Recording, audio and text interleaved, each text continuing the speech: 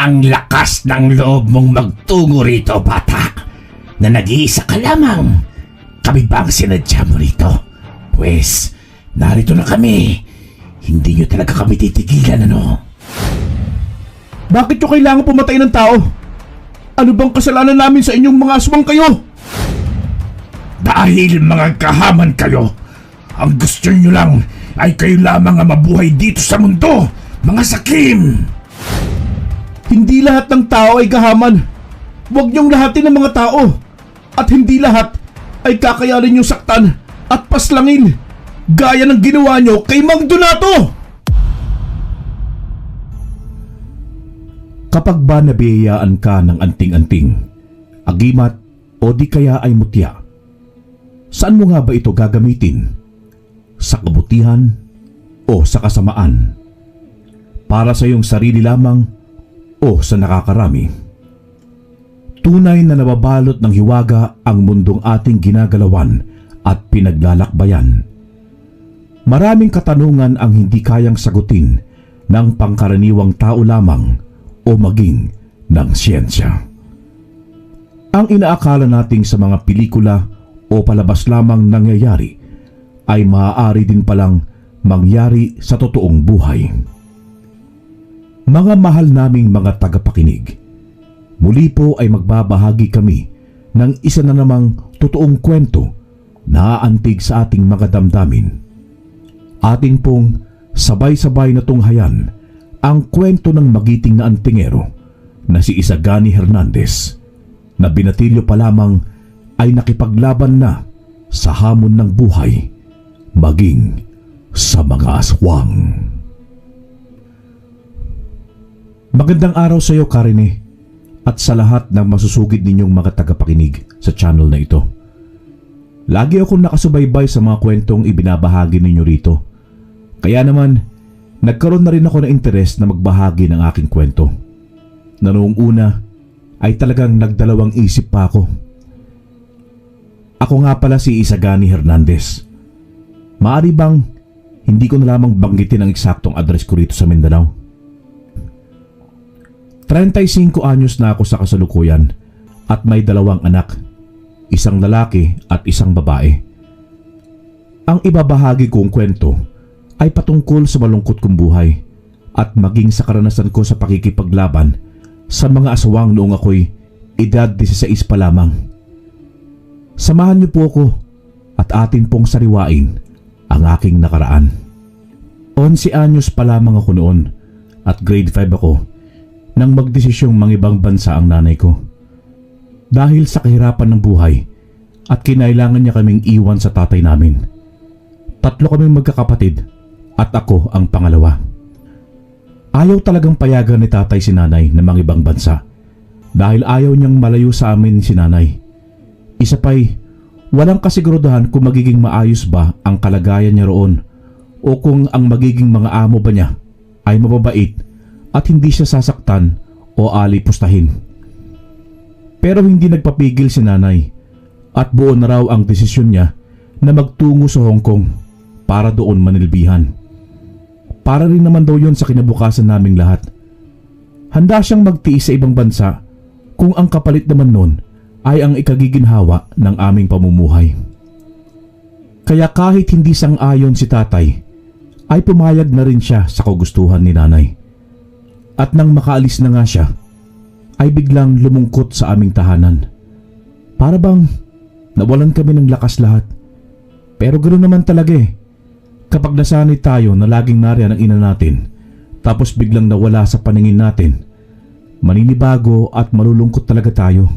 At para bang napakatagal lumipas ng oras at ng mga araw. Tunay na napakahirap kapag walang ina sa bahay.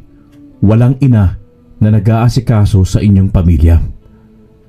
Sa pangingibang bansa nga ni nanay, ay masyadong ikinalungkot yun ni tatay. Gabi-gabi siyang umiinom ng alak pag uwi niya galing sa trabaho. At kapag ibinabawal namin siya, ay isa lamang ang sagot niya sa amin. Nais lamang daw niyang maging mahimbing ang tulog niya. At dahil doon, ay hinayaan na lang namin siya. Dahil kahit anumang bawal namin, ay hindi siya nakikinig at nagagalit pa sa amin. Hanggang sa mahigit 1 taon lamang ang nakalipas nang biglang bumagsak ang pangangatawan ni tatay. Grabe ang pamamayat niya at lumalala ang ubo niya at dumating na sa punto na dumudura na siya ng dugo. Naalarma kaming magkakapatid, lalo na kaming dalawa ni kuya, at nagpasya kaming dalhin na si tatay sa ospital upang ipa-check up ito. At napag-alaman nga namin mula sa doktor na mayroon ng tuberculosis si tatay at may infection sa ihi niya. Pakiramdam namin ni kuya ay para kaming sinakluban ng langit at lupa sa nalaman namin dahil sa kapabayaan at pag-abuso ni tatay sa kanyang kalusugan. Nagdudusa tuloy siya. Si tatay na ang umiwas sa amin. Nagkukulong na lamang siya sa kwarto at may sariling plato, kutsara at baso upang hindi raw kami mahawa sa kanya. Kaya naman, ang suporta na lang ni nanay ang inaasahan namin. Ang kanyang padala ang pinagkakasya namin sa pang-araw-araw namin gastusin, maging sa mga gamot ni tatay. At dahil madalas kaming kinakapos, ay nagpasya si Kuya Abner na huminto na lamang sa pag-aaral para makatulong sa mga gastusin sa bahay. Nagtrabaho siya sa palengke bilang tindero ng isda. Minsan ay umi-extra na siya sa pagko-construction. Samantalang ako naman ay nagpatuloy sa pag-aaral. Mas nagpursige ako dahil nagsakripisyo si kuya para sa amin. Nakaka2 taon na si nanay sa ibang bansa, pero mas pinili niyang manatili pa roon dahil wala pa siyang naiipon. Pangarap kasi niyang maipagawa ang bahay namin na tanging gawa lamang sa kahoy, kawayan at pinagtagpi-tagping dingding. Maging ang bubong namin ay maraming butas na. Tuwing umuulan ay tumutulo. Kaya naman nakaantabay lagi ang mga timba upang ipangsahod sa patak ng ulan. Pero ang buong akala namin na magiging maayos din ang kalagayan namin ay mas titindi pala ang aming pagsubok na daranasin. 7:00 ng umaga yon. Naisipan kong puntahan si tatay sa kwarto nila ni nanay kahit pinagbabawalan niya kaming magtungo roon dahil nga sa kanyang sakit na hindi na gumagaling. Dahil kung minsan ay wala siyang iniinom na gamot. Nakita ko siyang nakahiga sa papag habang nakapikit ang mga mata niya. Nakapatong din ang mga kamay niya sa kanyang tiyan. Pero ang hindi ko maintindihan ang naramdaman ko. Parang may nagtutulak sa akin na lapitan ko siya. Nagisingin ko siya. Pero dahil ibinabawal niya kaming lapitan siya, ay lumabas na ako ng kanyang silid. Ngunit paglabas ko ay kumabog ang dibdib ko at para talagang may naguudyok na bumalik ako sa silid nila tatay at lapitan siya. Kaya ang ginawa ko ay bumalik ako at lumapit kay tatay. Ibinaba kong kumot niya na hanggang leeg niya ang taas. Pinagmasdan ko ang kanyang dibdib, maging ang kanyang tiyan at napakunot ang noo ko nang mapansin kong hindi na siya humihinga. Kinabahan na ako noon at para mas makasiguro ay itinapat ko ang aking hintuturo sa mga butas ng ilong niya. Ngunit mas lalo akong kinabahan nang walang hangin ang lumalabas mula roon. Doon na ako umiyak dahil batid kong wala ng buhay ang aming pinakamamahal na ama. At kahit alam kong patay na siya, ay niyugyug ko pa rin ang katawan niya at pilit na ginigising. Nagsisigaw din ako at paulit-ulit kong binabanggit ang salitang tatay. Kaagad na narinig yun ni kuya at mabilis siyang pumasok sa loob at tinanong ako kung anong nangyayari. Pero hindi na ako makapagsalita. Iyak na lang ako ng iyak at itinuturo ko si tatay. Lumapit din naman si kuya kay tatay at doon nga namin napansin na sumuka pala ito ng dugo dahil nagkalat ang dugo sa tabi niya. Pinalabas ako ni kuya at pinahingi ng tulong sa mga kapitbahay. Dalhin daw namin si tatay sa ospital. Ngunit kahit dalhin doon ay hindi na mabubuhay si tatay dahil wala na siya at hindi na siya babalik kahit na kailan. Hindi nga namin alam kung papaano namin ibabalita kay nanay ang nangyari kay tatay. Dahil alam naming labis siyang malulungkot.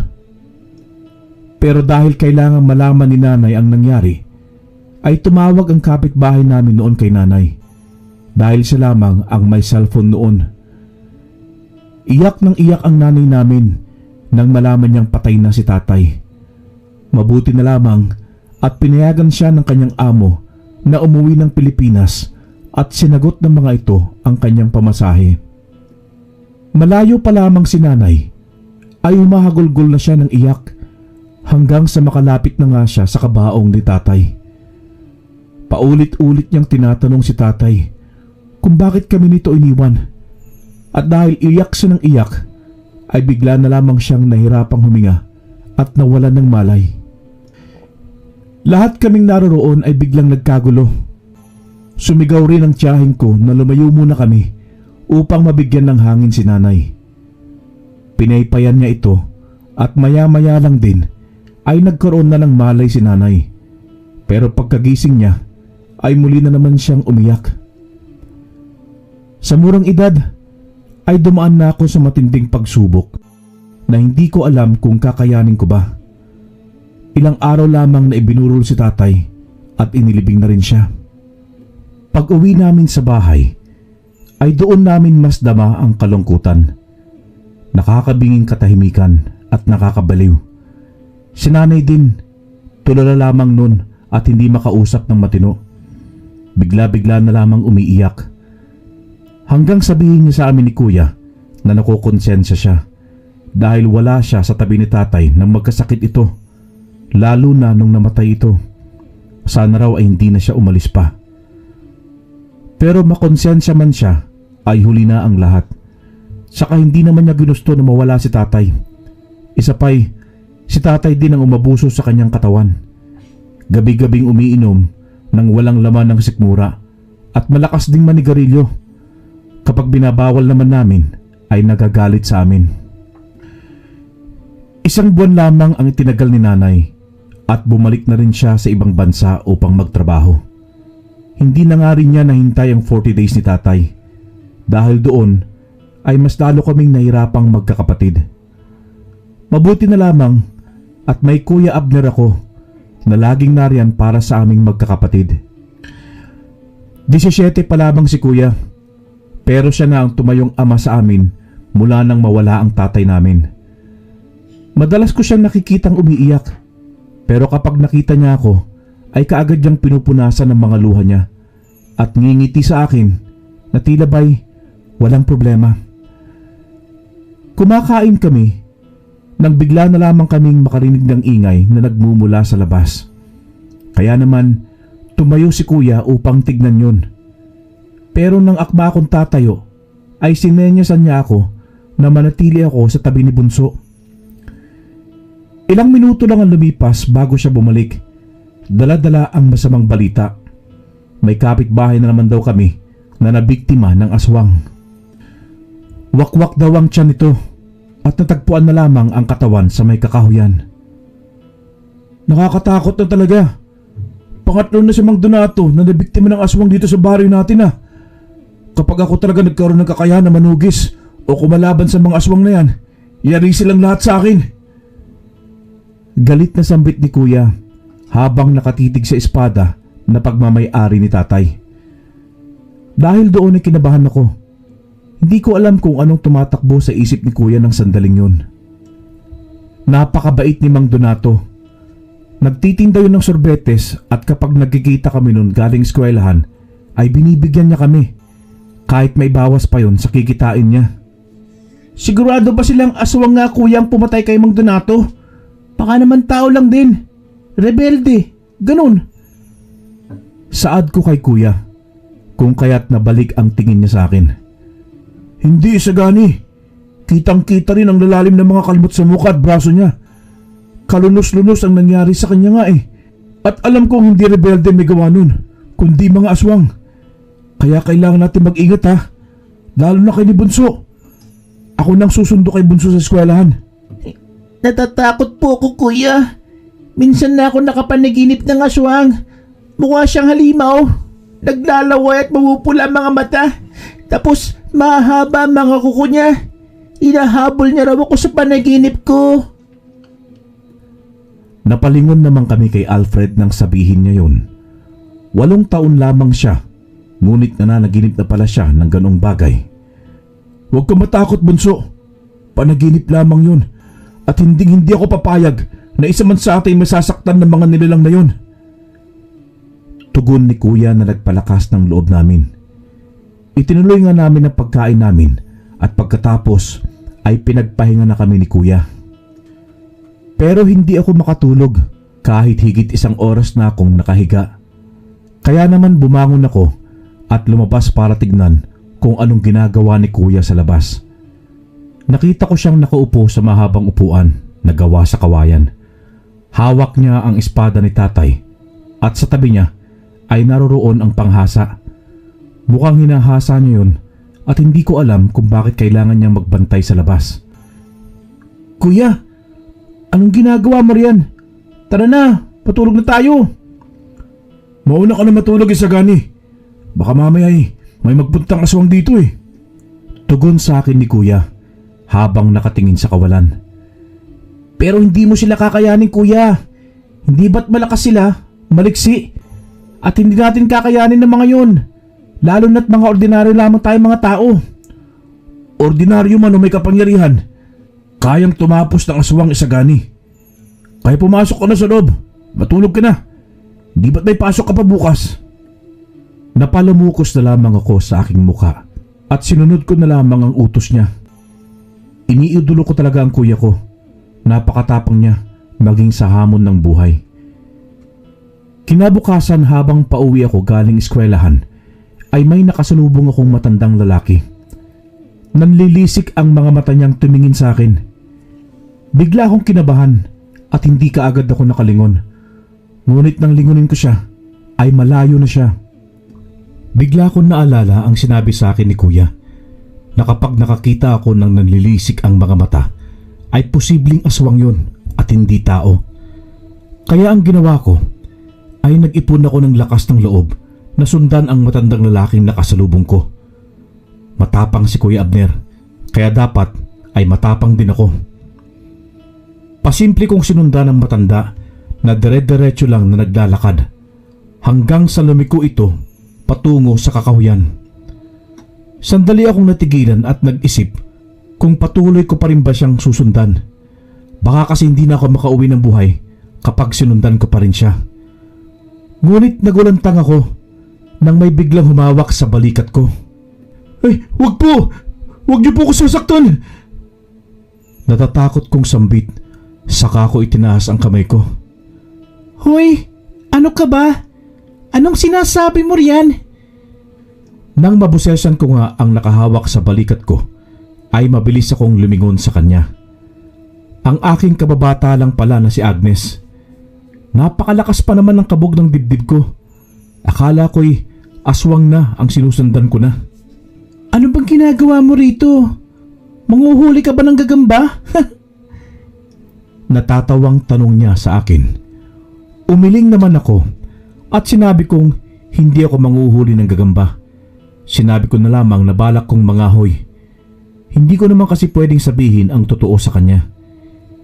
Inaya na nga niya akong umuwi para daw may kasabay siya. Habang naglalakad nga kami pauwi, ay napagkwentuhan namin ang nangyari kay Mang Donato. Ayon kay Agnes, ay halos hindi raw makilala si Mang Donato dahil sa dami ng kalmot na natamo nito. At isa lamang daw ang pinaghihinalaan nila yon, at yun nga ang aswang. Kaya wala raw munang nagpupunta sa may kakahuyan dahil hinihinala nila na doon ang pugad ng aswang. Nang malapit na nga kami sa bahay nila ay kaagad na lumapit ang nanay niya sa amin. Hay! Ano ka ba naman, Agnes? Alam mong delikado dahil napasok na ang baryo natin ng mga aswang. Tapos kampante ka pang naglalakad. Ano po ba ang dapat? Lumipad po ako? Pamimiloso po ni Agnes kay Aling Lenora. Hindi yon ang ibig kong sabihin. Anong oras na oh? Mamaya niyan lumabas na ang aswang at makita kayo naglalakad sa kalsada. Huwag ka na pong mag-alala, Nay. Wala naman pong nangyaring masama sa amin eh. Tsaka may dala akong bawang at asin. Napagtawanan pa nga ako ng mga kaklase ko kanina nung makita yon sa bag ko eh. Akala nila kung anong lulutuin ko sa eskwelahan. Palihim naman akong natawa at nagpaalam na nga rin ako sa kanila. Pagdating ko nga sa bahay ay wala pa sila kuya. Siya ang sumusundo kay Alfred sa eskwelahan at dinadala niyo muna ito sa kanyang trabaho. Tindero nga pala ng bigas si kuya ng mga panahong yun. Nagsaing na nga ako at nagpakulo ng tubig at maya-maya lamang ay dumating na rin sila kuya at bunso. Kaagad na inihain ni kuya ang dala niyang pansit at adobong manok na binili lamang niya sa karinderya. Tinanong ko nga si kuya kung nakakita na ba siya ng aswang sa personal. Ngunit ang sabi niya ay hindi pa. Pero ayon nga raw sa nakakita na nito sa personal, ay ikinuwento sa kanya ang itsura nito. Tinanong niya ako kung bakit ko yun natanong sa kanya. Kaya naman sinabi ko na ang tungkol sa matandang lalaki na nakasalubong ko. Sigurado ka ba? Saan siya nagpunta? Tanong nga sa akin ni kuya. Nagdalawang isip pa ako kung sasabihin ko ba sa kanya dahil alam kong magtutungo siya roon. Ngunit batid ko rin na hindi niya ako titigilan hanggat hindi ko sinasabi kung saan nga ba nagtungo ang hinihinala kong aswang. Sinabi ko nga kay kuya na sa kakahuyan nagtungo ang hinihinala kong aswang. Ngunit binilinan ko siya na huwag tangkain na magtungo roon dahil tiyak ako mapapahamak lamang siya. Tumango naman siya kaya napanatag ako.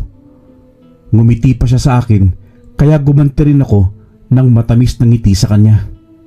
Pero hindi siya tumupad sa kanyang pangako dahil kinabukasan din yun ay nagtungo pala siya sa kakahuyan at hinanap ang pinagpupugaran ng mga aswang. Ngunit bigo siyang makakita ng mga aswang doon. Pabor naman sa akin yun dahil hindi siya napahamak. Ngunit ayon kay kuya ay may nakita raw siyang maliit na kubo na sa palagay niya'y pinagbahayan yun ng aswang. Inaya niya rin akong magpunta sa burol ni Mang Donato pero hindi ko kayang tignan yung kabaong. Naalala ko kasi si tatay sa kanya at muli ko lamang naramdaman ang sakit at pangungulila nang magtungo kami roon ni kuya. Ngunit lahat kami nagkagulo matapos sabihin ng bata na may nakita raw siyang matandang lalaki na nakamasid mula sa malayo. Hindi niya raw ito kilala at nang humarap daw ito sa kanya ay kaagad itong naglabas ng matutulis na ngipin. Mabuti na lamang daw at nakatakbo na siya at hindi na siya hinabol pa. Sinabi nga ng mga kalalakihan doon na maghanda ang lahat ng lalaki at magtutungo sila sa kakahuyan kung saan natagpuan ang bangkay ni Mang Donato. Naghanda rin sila ng mga patalim at iba pang mga kakailanganin sa paglusob. Nagpresenta rin si kuya na sasama siya sa paglusob sa mga aswang kaya kaagad ko siyang pinigilan. Sinabi ko sa kanya na wag na siyang sumama roon at baka mapahamak lang siya. Ngunit mapilit si kuya at desidido talaga siyang sumama. Nang maayos na nga nila ang lahat ng gagamitin ay kaagad na nga silang umalis. May ibang lalaki rin naman ang naiwan na magsisilbing tagabantay namin kung sakaling may magtangkang lumusob sa amin. At habang kasama ko nga si kuya sa mga maghahanap sa mga aswang ay hindi ako mapakali. Alalang-alala ko at ang tanging ko lamang magagawa ng mga sandaling yun ay ang manalangin. Manalangin na sana'y ligtas na makabalik ang lahat ng nagtungo roon, lalong-lalo na ang Kuya Abner ko. Ngunit ilang oras nang nakakalipas ay wala pa rin nagbabalik ni isa man sa kanila. Kaya lahat kaming mga naiwan ay labis na ang pag-aalala para sa kanila. Hindi kasi namin alam kung ano bang nangyayari sa kanila. Lumipas pa ang ilang oras, naririnig na namin sila. Kaya naman nagtayuan kami upang salubungin sila. Si kuya ang kaagad na hinanap ng mga mata ko. Kinabahan na ako nang hindi ko siya kaagad nakita. Pero nang matanaw ko na siya, ay kaagad naging payapa ang isipan ko. Maging ang kaba ko ay nawala. Napalitan yon ng napakatamis ng ngiti. Kaagad akong sumalubong sa kanya at niyakap ko siya. Walang napahamak sa kanilang lahat. Ngunit ayon sa kanila ay wala silang nakita o natagpo ang aswang kahit nilibot na nila ang buong kakahuyan. Nakapagtataka lang talaga na walang makitang aswang doon dahil doon lamang pwedeng manahan ang mga nilalang na yun dahil doon ay walang mga taong nakatira. Duda ng ilan ay maaaring nasa paligid lamang ang aswang, nagpapanggap na tao at baka nakikihalubilo pa sa aming mga tao. Dahil doon ay mas lalo kaming nag-ingat. Naging mas mapanuri kami sa lahat ng nakakasalamuhan namin, lalo na sa mga taong hindi namin kilala. Nang ilibing si Mang Donato, ay marami ang naulat na maraming mga nawawalang mga hayop, kagaya na lamang ng mga manok. Minsan nakikita ang katawan ng mga ito na wakwak ang tiyan at yung iba naman ay hindi na talaga nakikita at parang mga bulang nawawala. Masyado na talaga kaming nababahala noon. Ang mga bata ay hindi na rin pinapalabas ng bahay dahil baka bigla na lang mawala ang mga ito. Marami na rin ang hindi nakakapasok sa eskwelahan dahil nga natatakot sila. Yung iba nga'y nilisan na ang baryo namin. Ibinenta nila ang mga lupain nila at lumipat malapit sa bayan. Kaya naman, iilan na lamang kaming nakatira roon at araw-araw ay nababalot ng takot. Sabi sa akin ni Kuya, tuwing uwian ay doon na muna ako maghintay sa kanya sa palengke at sabay-sabay na kaming umuwi ng bahay. Kaya ganoon nga ang ginagawa ko. Isang araw, habang patungo ako ng palengke, ay may nakita akong matandang lalaking nagtitinda ng mga papaya. Pagdaan ko ron, ay bigla niya akong tinawag. Iho! Bili ka na ng papaya! Masarap ito! Bagong pitas at mura lang! Sige na! Bili ka na para makauwi na ako! Saad nga niya sa akin at kaagad kong tinanong kung magkano yun. Mabuti na lamang at may tira pa akong baon. Sinabi nga sa akin ng tindero na 5 piso lamang ang hawak niyang napakalaking papaya. Kaya hindi na ako nagdalawang isip pa na bayaran yun. Iho, kapag nga pala binuksan mo yan at makakakita ka ng kulay puti sa loob niyan, na tila ba papaya rin na hindi lumaki. Wag na wag mo itatapon ha. Ang gawin mo kuhain mo, ilagay mo sa pulang tela kahit kapiraso lamang. Itahi mo yon at wag mong sasabihin sa mga tao na may ganon ka. Nangunot naman ang noo ko nang sabihin yun ng matandang lalaki sa akin. Hindi ko siya maunawaan kung para saan yun at kung bakit ko pa kailangang ilagay sa pulang tela. Tinanong ko siya kung para saan yun, ngunit isang matamis na ngiti lamang ang itinugon niya sa akin. Nagtataka man ako, ay binili ko pa rin ang papaya. Matapos kong makuha yun mula sa kanya at makapagbayad, ay umalis na ako sa kanyang harapan. Nakakailang hakbang pa lamang ako nang lingunin ko siya, ngunit wala na siya sa kinaroroonan niya. Kaya labis akong nagtaka. Kay bilis niyang nawala. Kinilabutan ako dahil doon at napatingin sa hawak kong papaya at bigla kong naalala ang ibinili niya sa akin. Pero kaagad ko ring inalis yun sa isipan ko at nang makarating nga ako sa bigasan kung saan nagtatrabaho si Kuya, ay naroroon na rin si Alfred. Nang matapos pagbentahan ni Kuya ang bumibili ng bigas, ay napatingin siya sa akin at kaagad akong tinanong kung saan galing ang dala kong malaking papaya. Sinabi ko nga sa kanya na nabili ko sa halagang 5 piso doon sa matandang lalaki. At sinabi pa nga ni Kuya na sasahugan namin yun ng sardinas at ang kalahati nun ay ilalagay pa namin sa iba pang gulay. Habang pauwi nga kami, ay sinabi ko kay Kuya ang sinabi sa akin ng tindero na kapag nakakita ako ng kulay puti sa loob ng papaya na hugis bunga, ay huwag ko itong itatapon. Sa halip ay ilagay ko ito sa kapirasong pulang tela. Para saan naman daw yun? at kailangang ilagay pa sa pulang tela? Tanong nga sa akin ni Kuya. Hindi ko nga rin alam, Kuya eh. Basta yun lang ang sinabi niya sa akin. Nang tanungin ko siya kung para saan yun, nginitian lamang niya ako. At alam mo ba, Kuya, bigla na lamang siyang nawala. Nakakapagtaka nga eh. Pag uwi namin sa bahay, ay kaagad nga akong kumuha ng kutsilyo at buong ingat kong hiniwa yon sa gitna. Nakatingin lang naman sa akin si Kuya at nasasabik din siyang makita kung mayroon nga bang kulay puti sa loob. Pagbukas ko nga, ay tumambad sa amin ang kulay puti na hugis bunga. Maliit lamang siya at ni isang buto ay wala ang papaya. Tanging ang puting yun lamang ang naroroon. Kaagad ko itong kinuha at bahagyang iniangat at pinagmasdan ko kung anong mayroon sa maliit na puti na yun. Pati rin si Kuya ay nakatitig din. Ang ginawa ko'y pinunit ko ang kulay pula kong damit na hindi ko na isinusuot dahil maliit na ito sa akin.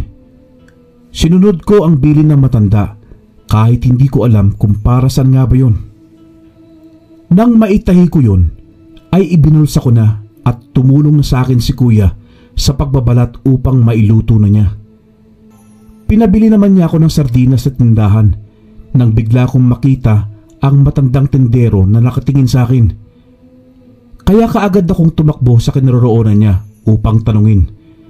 Napakarami ko kasing itatanong sa kanya.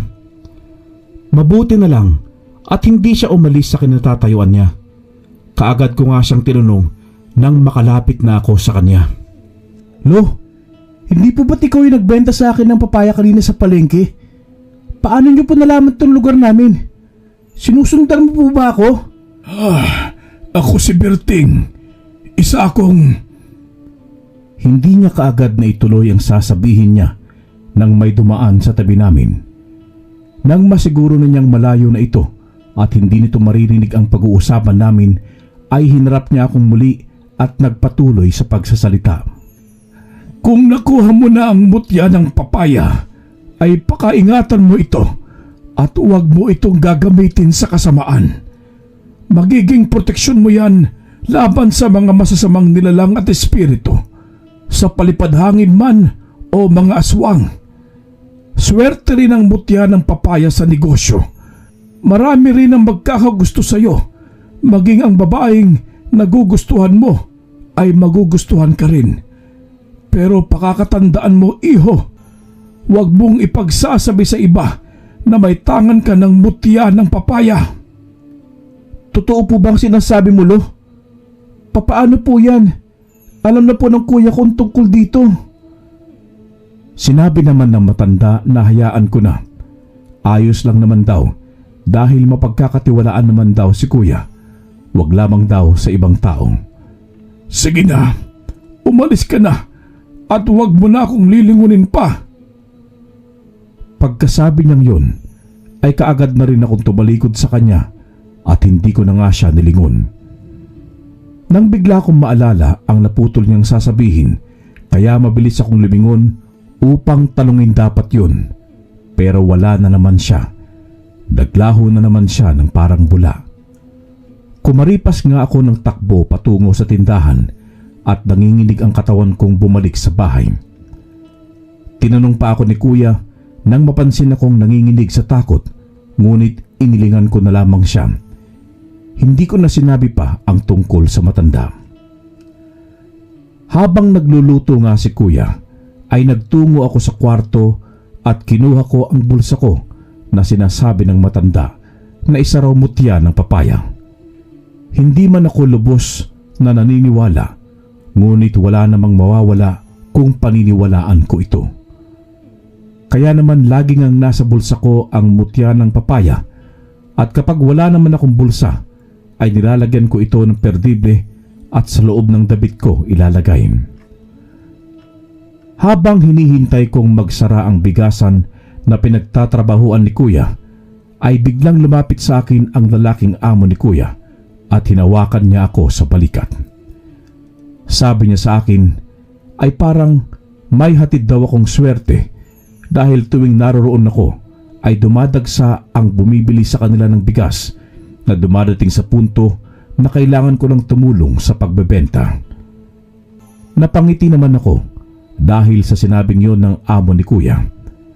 Kasarap pakinggan kapag sinasabing swerte ka. Sinabi niya rin sa akin na magtrabaho na rin ako sa kanya pag uwi ko galing eskwelahan, lalo na kapag Sabado at Linggo. Bagay na hindi ko naman tinanggihan. Napaisip ako na mukhang totoo nga ang sinabi sa akin ng matanda na si Lolo Berting. Yun ang pakilala niya sa aking pangalan niya. Kapag may mga bumibili rin ng mga dalaga, ay napapansin kong nagpapakyut sila sa akin, ngunit natatawa na lamang ako. Masaya naman si Kuya dahil kasama na niya ako sa trabaho. May katuwang na siya, lalo na sa pagbubuhat. Pansin ko rin ang kakaibang lakas ko dahil kaya ko ring bumuhat ng isang sakong bigas. Bagay na ipinagtataka rin ni Kuya. Isa lang ang alam ko, dahil yon sa mutya ng papaya. At dahil may sarili na kaming pera ni Kuya at naiipon ng perang ipinapadala ng nanay namin at para nga yon sa pampagawa ng bahay namin. Kaya nang makauwi na si nanay, ay laking tuwa niya nang makitang matatapos na ang bahay namin, ang pangarap niyang bahay na hindi na tumutulo tuwing umuulan. Masaya kami dahil muli na naming nakasama ang nanay namin, pero mas masaya sana kung kasama pa namin si tatay. Pero talagang ganon ang buhay. May mga taong mahalaga sa atin o mahal natin sa buhay na mawawala rin kaagad. Kumalat din sa aming baryo na may dala raw akong swerte, kaya ang mga kalalakihan sa amin na mahilig sa sugal ay gusto akong isama. Ngunit tinatanggihan ko sila. Ayokong gamitin ang taglay kong swerte sa sugal o pansarili lamang nilang kagustuhan. Hanggang sa may bago kaming kapitbahay. Sila ang bagong nangungupahan sa paupahan nila Aling Tonya. Nagmula raw ang mga ito sa Cebu. 3 lamang sila, mag-asawa at may isang anak na babae na hindi nalalayo sa edad ko. Yung lalaking asawa lang ang madalas kong nakikitang lumalabas ng bahay dahil nagtatrabaho ito, pero ang babae ay bihira kung lumabas, maging ang anak nila ay nasa loob lamang ng bahay para silang mga takot sa tao. Nagluto si nanay ng pansit dahil kaarawan ni Alfred. Nagpamigay si nanay ng handa at inutusan nga niya akong dalhan din ang bago naming kapitbahay. Ngunit nakakailang katok na ako ay wala pa ring nagbubukas ng pinto. Iniisip ko noon na baka natutulog lamang sila. Pero nung tatalikod na ako ay biglang bumukas ang pinto at nang makita ako ng babae ay nagulat ito at sinabing wag raw akong lalapit. Nagtaka naman ako sa kanyang sinabi, maging sa kanyang naging reaksyon. Mailap ang mga mata niya at halatang natatakot siya sa akin. Sinabi ko ngang wala naman akong masamang intensyon dahil napag-utusan lamang ako ni nanay na magdala sa kanila ng pansit. Pero imbis na siya ang kumuha mula sa akin dahil siya naman ang naroroon, ay tinawag pa niya ang kanyang anak at ito ang pinakuha niya ng hawak kong pansit. Hindi ko maintindihan kung bakit siya takot sa taong. Nang may abot ko nga ang isang plato ng pansit, ay nagpasalamat sa akin ang dalaga at sandali kong hinintay na may balik niya sa akin ang lalagyan. Pagbalik nga niya'y sinabi niya sa akin na pagpasensyahan ko na raw ang nanay niya dahil may sakit daw ito sa pag-iisip. Dahil doon ay naawa ako sa kanila. Ngunit hindi ko na tinanong kung kailan pa ito nagkasakit. Yumuko na lamang ako at umalis. Makalipas nga ang 1 linggo, ay may nakaaway ito na kapitbahay din namin na si Aling Erika. Nagalit siya dahil nagsunog ng basura si Aling Erika. Pumapasok daw ang usok sa loob ng bahay nila. Nagkasagutan sila at muntik pang magkasakitan.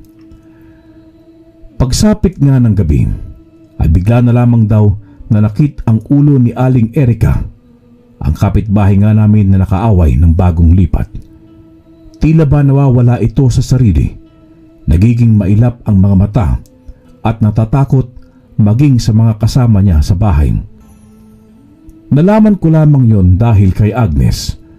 Mukha raw biktima ng palipadhangin si Aling Erika na noong una ay hindi ko nauunawaan kung ano ba ito.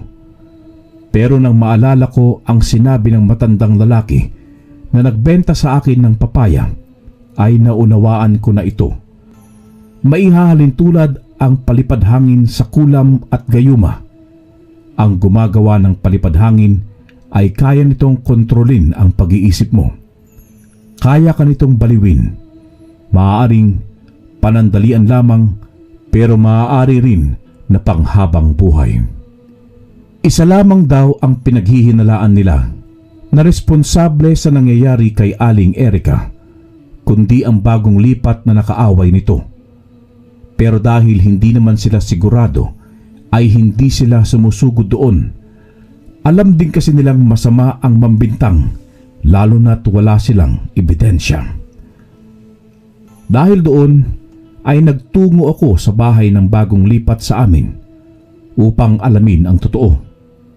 Kaagad naman akong napagbuksan, ngunit nang makita ako nito ay kaagad din akong pinagsarahan ng pinto. Hindi po ako naparito para makipag-away. May nais lamang po kong itanong sa iyo. Saad ko nga at muling kumatok sa pinto. Ngunit sumagot siya mula sa loob ng bahay nila at sinabi sa akin na wala raw siyang panahon na makipag-usap sa akin at pilit akong pinapalayas. Pero sinabi kong hindi ako aalis hanggat hindi niya ako kinakausap. Pero nagmamatigas talaga siya, kaya sinabi kong alam ko ang itinatago niyang lihim at kapag hindi niya ako pinagbuksan ay ipagkakalat ko yun. Kaya wala siyang nagawa kundi ang pagbuksan ako. Pero pansin ko talaga na ilag siya sa akin. Hindi siya lumalapit sa akin at sinasabi rin niyang huwag ko siyang lalapitan. Kaya ang layo ng pagitan naming dalawa. Pinaupo nga niya ako at inikot ko pa ang paningin ko sa kabuuan ng bahay. Sinabi nga niyang huwag na akong magpaligoy-ligoy pa at sabihin ko na ang nais kong sabihin. Kaya naman tumayo ako at napaatras na naman siya. Pakiusap po. Alisin mo po yung ginawa mo kay Aling Erika. Alam namin na ikaw may kagagawan nun. Naghihinala na rin sila sa'yo. Bago pa nila makumpirma, ay alisin mo na ngayon din. Hindi mo kilala ang mga tao dito sa baryo namin. Nagtutulong-tulong kami dito. Basta may naagrabyado kaming kapitbahay. Lalo na ang mga mahal namin sa buhay. Huminga siya ng malalim at sinamaan ako ng tingin at sinabi nga niyang aalisin na niya. Siguraduhin mo lamang po dahil kapag hindi ay ako makakalaban mo. Ramdam kong takot ka sa akin at hindi ko alam kung bakit. Itinuro naman niya ang pinto. Nangangahulugan na lumabas na ako ng bahay nila. Pagkaalis ko nga sa bahay nila ay nagtungo naman ako kila Aling Erika upang alamin ang kanyang kalagayan. Naabutan ko nga siya na tila ba nababaliw, pero maya-maya lamang ay naging maayos na rin ang lagay nito. Bumalik na siya sa kanyang katinuan, kaya napangiti ako. Sumunod sa kasunduan namin ng babae na napag-alaman kong Linda pala ang pangalan. Pero walang maalala si Aling Erika sa mga nangyari. Ganun pala yun. Maya-maya nga lamang ay dumating na si Kuya Chris na may daladalang balita. Ayon nga sa kanya ay mukhang alam na nila ang pinamumugaran ng mga aswang sa paanan raw ng bundok malapit sa ilog. Ipinamalita pa niya yon sa mga kapitbahay namin at nagplano silang magtungo roon bukas ng umaga. May kahirapang magtungo roon. Marami din kasi dong mababangis na hayop at pinaghihinalaan nilang may mga engkanto rin. Sinabi ko ngang sasama ako sa paglusob doon, ngunit hindi nila ako pinayagan at baka mapahamak lamang daw ako. Hindi na nga ako nagmatigas, pero may plano pa rin akong magtungo roon. Alam kong hindi ako mapapahamak dahil sa tangan kong mutya na magbibigay sa akin ng proteksyon kung sakalin man ngang makakaengkwentro ko ang mga aswang. Kinabukasan nga, habang mahimbing pang natutulog sila nanay at kuya, ay gumayak na ako. 4:00 pa lamang yon ng madaling araw. Nagdala ako ng bag upang mapaglagyan ko ng dadalhin kong tubig at dala ko rin ang espada ni tatay na gagamitin ko kung sakali mang may umatake sa aking mga aswang. Nagdasal muna ako. Nanghingi ako ng proteksyon mula sa Diyos na makapangyarihan sa lahat. Dahan-dahan ko ang binuksan ng pinto upang hindi ito lumikha ng ingay nang sa gayon ay hindi magising sila nanay at nang walang pumigil sa balak kong gawin. Batid kong wala pang umaalis sa mga nagplanong susugod sa ibaba ng bundok dahil ang balak nila ay umaga pa, kaya ako na ang mauuna roon. Sa totoo lang ay kinakabahan ako ng mga sandaling yun, pero pilit kong nilalakasan ang loob ko. Hindi ko rin alam kung bakit ko yun ginagawa. Wala namang kasalanan sa akin ng mga aswang, ganoon din sa pamilya ko. Pero parang may humahatak sa akin na magtungo talaga roon.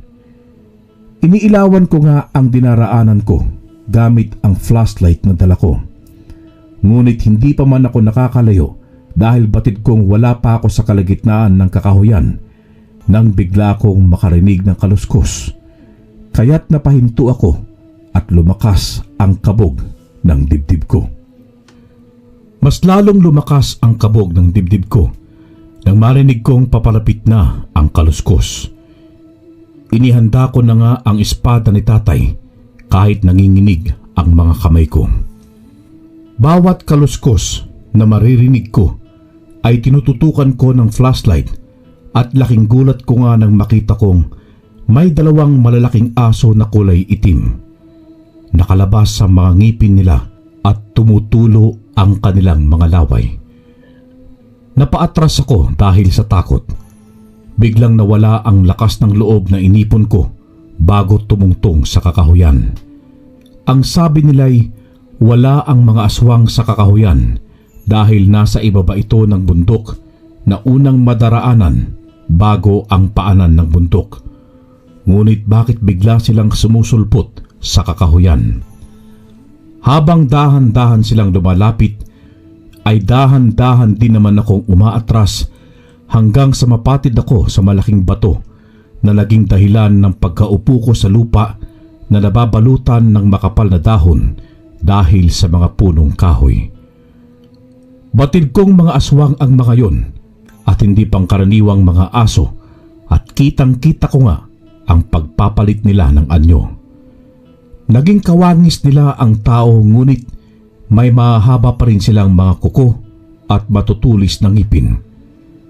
Sinilaw ko naman sila ng dala kong flashlight ngunit mas lalo lamang silang nagalit sa akin. Ang lakas ng loob mong magtungo rito, bata, na nag-iisa lamang. Kami bang sinadya mo rito? Pwes, narito na kami. Hindi nyo talaga kami titigilan, ano?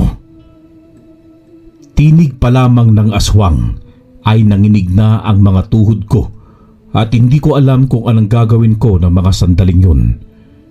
Nagpakawala muna ako ng malalim na buntong hininga bago ako buong tapang na tumayo at sumagot sa pangit na aswang. Bakit nyo kailangan pumatay ng tao? Ano bang kasalanan namin sa inyong mga aswang kayo? Dahil mga gahaman kayo. Ang gusto nyo ay kayo lamang ang mabuhay dito sa mundo. Mga sakim! Tigilan nyo na kami at huwag na kayong manggugulo pa. Kung ayaw ninyong mas magkagulo, ang mabuti pa ay umuwi ka na lamang. Hindi lahat ng tao ay gahaman. Huwag niyong lahatin ng mga tao. At hindi lahat ay kakayanin niyong saktan at paslangin gaya ng ginawa niyo kay Mang Donato. Ngunit malakas na pagtawa lamang ang ginawa ng aswang bago siya muling nagsalita. Pare-pareho lamang kayo. Ang dapat sa inyo'y turuan ng leksyon. Hindi ka na makakalabas pa ng buhay dito. Katulad ng ginawa namin sa sinasabi mong Mang Donato. Tunay na mayayabang nga kayong mga tao kahit wala namang kayong kakayahan upang kalabanin kami. At dahil sa sinabing yon ng aswang, ay tumawa rin ako ng malakas at nagkatinginan pa silang dalawa. Yun ang akala nyo. Bakit hindi nyo kaya ako subukan nang magkaalaman na tayo? Saka malakas kong iwinasiwas sa kanila ang espada na mabilis din nilang nailagan. Nang akma akong lalapitan ng isang aswang, ay tila ba nagkaroon ng bakod sa pagitan naming dalawa. Hindi niya kasi ako malapitan upang atakihin. Kakaiba ang binatilyong ito. Mukhang may anting-anting siya na nagiging proteksyon niya laban sa atin. May takot na sa tinig nito at yun din ang sinamantala ko upang hatawin siya ng espada. Tumilapon ng braso niya na tinamaan ng talim ng espada. Naghumiyaw siya sa sakit at binalak nilang tumakas sa akin. Ngunit hindi ako pumayag na mangyari yun dahil ang kabilang braso naman niya ang pinutol ko.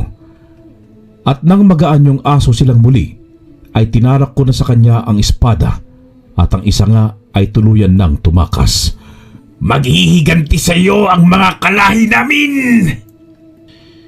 Saad pa nga ng aswang bago ito tuluyang malagutan ng hininga at unti-unti na itong nauupos na animoy isang kandila. Binalak ko pang hanapin ang kasama niya, ngunit bigo na akong mahanap ito. Dahil tuluyan na nga siyang nakatakas, may kaunting kaba na naman akong nararamdaman ng sandaling yun. Dahil nakatakas ang isa, ay maaaring magsumbong ito at sumugod silang lahat sa akin. Maya-maya nga lang, ay may naririnig na akong ingay at batid kong sila Kuya Chris na yon. Kaagad ko nga silang sinalubong at laking gulat nila nang makita ako. Isagani! Anong ginagawa mo rito? At talagang nauna ka pa. Napakadelikado sa lugar na ito, lalo na sa pupuntahan namin. Umalis ka na rito, sige na. Mag-aalala sa iyo ang nanay mo. Hanapin natin ang isang nakatakas sa akin. Ngayon na. Pero kailangan natin mag-ingat. Malakas sila. Anong sinasabi mo? Ibig mo bang sabihin ay may nakita kang aswang? Hindi lang nakita, Kuya Chris. Nakalaban ko pa. Ngunit sa sinabi kong yun ay natawa lamang sila. Hindi siya naniniwala sa sinasabi ko. Kaya naman hinayaan ko na lamang siya. At kahit ayaw nila akong isama, ay sumama pa rin ako sa kanila. Alam ko kasing mas kakailanganin nila ako. Nakakailang hakbang pa lamang kami nang makarinig kami ng mga kaluskos at batid naming lahat ng mga aswang yon. At hindi nga kami nagkamali. 5 aswang ang nasa harapan namin ng sandaling yon. Ngunit hindi kami nagpakita ng takot, lalo na ako. Ang binatilyong yan, may kakaibang lakas. Walang kahirap-hirap niyang pinaslang si Ayong. Sigaw nga ng aswang na kasama ng napaslang kong aswang kanina. Mas lalo silang nagalit sa amin at sinugod kami. Pero dahil mas marami kami, ay hindi nila kami kinaya. 2 na ang napapaslang namin at 3 na lamang ang pilit na nakikipaglaban. Walang aatras! Sabay-sabay tayong nalaban hanggang dulo! Sigaw nga ni Kuya Chris, kaya mas nanggigil akong ihataw sa mga aswang ang espada ni tatay. Tulong-tulong kaming nakipaglaban sa mga natitira pang aswang. Ngunit may isa sa mga kasama ko ang naatake ng aswang at bumagsak ito sa lupa. Nang akma niyang sasakalin si Kuya Romy, ay kaagad kong itinarak sa likuran ng aswang ang espada na ikinasawi ng buhay niya. Hanggang sa matagumpay nga naming napaslang ang lahat ng nakalaban naming mga aswang. Pinamangha mo kami, Isagani. Ang galing mong makipaglaban. Paano mo nagawa yon? Patawarin mo pala ako na pagtawanan kita kanina. Hindi ko alam na totoo palang nakapaslang ka na ng isang aswang kanina. Pero paano mo yun nagawa? Ngumiti na lamang ako kay Kuya Chris at inaya ko na silang lisanin ang kakahuyan. Pagbalik nga namin sa aming baryo ay nakaabang na ang mga mahal namin sa buhay. Kaagad kong natanaw si nanay na umiiyak dahil sa pag-aalala sa akin. Tumakbo ko sa kanya at niyakap ko siya ng mahigpit. Huwag ka na pong umiyak, Nay. Ligtas po ako. Ligtas po kaming lahat. Nakatitiyak kami na wala ng aswang na manggugulo dito sa baryo natin. Wala na ulit mamamatay at wala ng mga hayop na mawawala at mauubos dahil sa mga aswang na yan. Nakangiti kong sambit kay nanay at niyakap ko siyang muli. Pinalo pa niya ako sa balikat matapos niyang kubalas mula sa pagkakayakap ko at sinabing huwag ko nang uulitin yon dahil ikamamatay niya kapag may nangyaring masama sa akin. Nang bigla kong matanaw si Lola Berting, ang nagbigay sa akin ng mutya. Kumakaway siya sa akin at nang kumaway rin ako ay bigla siyang nawala. Sa pagkakaalam ko'y isa rin siyang antingero at alam kong mas makapangyarihan ang anting-anting na tangan niya dahil may kakayahan siyang maglaho. Magmula nga noon ay wala nang nanggulo sa aming aswang at lahat sila ay hinahangaan ako dahil ako raw ang naging daan upang mapaslang ang mga aswang. Hanggang ngayon ay nasa akin pa rin ang mutya ng papaya na aking ipapamana sa aking anak sa tamang panahon at pagkakataon. Hanggang dito na lamang.